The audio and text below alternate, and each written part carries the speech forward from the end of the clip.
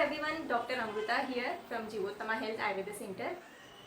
Many of our patients and a lot of other people were asking for English videos. So here I am with information in English. I'll keep posting English videos very oftenly from now onwards. So don't forget to subscribe my channel if you haven't yet.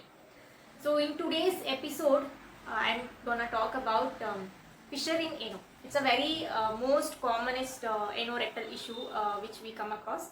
We get a lot of patients suffering from fissure in ano. Most probably, each person or each individual would have experienced this at least once in their lifetime, but they don't know that it's fissure in ano. Many a times people get confused between piles and fissure. So the thing which makes the people confused is the mass. So whenever we get mass, or whenever if someone feels there is a mass in their anal region, they just go into conclusion that it's piles. So there is a difference between pile mass and fissure. So generally in chronic fissure where it keeps happening repeatedly, in that cases we generally see a small external mass has been developed in the anal part. So that is called as sentinel tag or sentinel pile. So because of this reason, many people get confused between piles and fissure. Fissure is a thing which happens due to constipation, and so is piles. So both the conditions are caused by constipation only. But in fissure what happens is, whenever there is constipation or hard motions, because of the hard pressure by the motions, the skin in the anal part gets cut.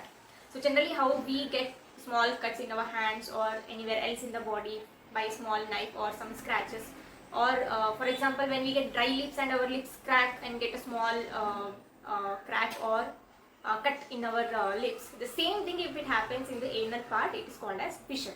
Because of the pressure from the hard motions, the skin in the anal part gets cut. So if the cut is very superficial, and if the constipation or the hard stools is only momentarily or only for one day it happens, and the next day if your motions are going well, they are soft, they are smooth, then in that cases the fissure heals by itself many a times if it is superficial. But in a cases where there is constant constipation, so all the days or constantly there is constipation, there is hard stools, and you will have to strainfully defecate.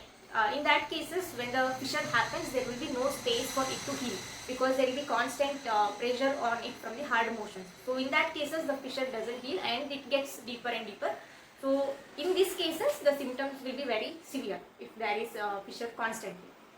When we come to the symptoms of the fissure, the first main symptom is burning sensation in the anal region.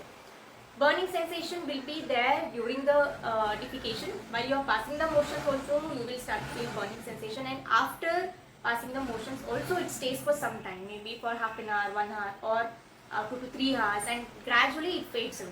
So this is a typical characteristic feature of fissure. So burning sensation, and some people feel that pricking or poking kind of sensation while passing the motions. So these are the main features which you can differentiate from piles and fissure. So along with burning sensation, there will be bleeding. So bleeding will be like the blood will be stick to your stools. It will not be very high quantity bleeding. It will be very mild, but it will not be like drop by drop also. It will be in streaks of blood will be stick to your stools. So you will see the blood in stools. And sometimes when you wash also, it may come to your hands or the fingers slightly.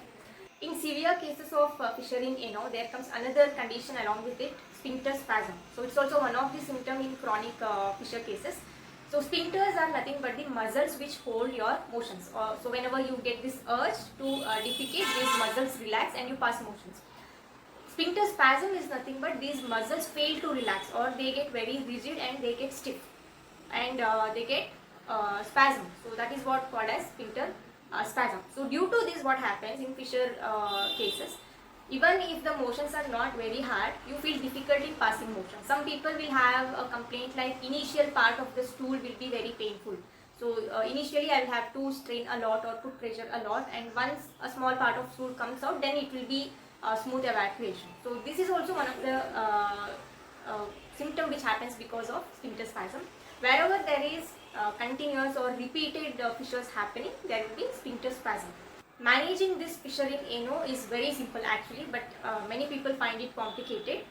Only thing you have to do is get rid of your constipation and make sure you're not constipated from the beginning. So generally constipation is a very common condition most of the people suffer with. Every 4 to 5 in 10 people will be having constipation issues, maybe because of their diet and lifestyle, or sometimes the body itself will be like that. Generally in the initial stages of constipation people neglect it, so they just think that it is like that only and they let it go, so which will later lead to anorectal conditions like the spites and fissure. So first thing you have to do is get rid of this constipation. If your motions are soft and you are not exerting any pressure while passing the motions, your 90% of the job will be done in fissuring in. So to get rid of the constipation again, there's a complete different concept and complete different way of approach for that, which I'll discuss it in the coming episodes. Just for now, to get rid of constipation, you have to work on your diet and lifestyle, healthy food, fiber-rich diet, good water intake, and exercise as well. These all contribute for healthy digestion and healthy elimination as well. And if with this all the changes, if still it's not working, you can add Triphala churna, 1 teaspoon of Triphala powder mixed in warm water and take it. And second thing is try including ghee in your diet along with your food, and 1 teaspoon of ghee, mix it in warm water and take it in the early morning empty stomach. This helps to lubricate your gut from inside and also helps in easy bowel movement. And next comes sitz bath. Sitz bath plays a very important role in all kinds of anorectal issues. So it's a very simple procedure. Take a larger tub which can accommodate you, put some plain warm water in it and sit inside the tub. Complete your pelvic part should be immersed in water, both of your legs should be outside and the water level should be up to your navel region. So this is how you properly take sitz bath. Daily once or twice you can take the sitz bath for 5 to 10 minutes each session. So this helps you in improving the blood circulation to the area and wound healing and relieving the pain also. And after that you can apply coconut oil over the anal region, only the outer part. These are the 3 major steps which you can follow to manage your fissure at home. With these measures and proper diet and lifestyle corrections, definitely this will help you a lot, especially if it is very superficial, and if you have very mild symptoms, it may help you to get relief completely. Whenever you start to experience these symptoms slightly, you can start with these measures. Sometimes where it is very deeply cut and where it is very chronic, you keep getting it very often and it's there from very long time, there we need proper evaluation. You can visit a nearby doctor, get evaluated and get the proper treatment. Hope this video was very helpful. Do share it with your friends and family, because many people will be suffering with this silently without letting other people know. So like the video if you had liked the information, and do subscribe my channel. We'll see you in next video. Thank you.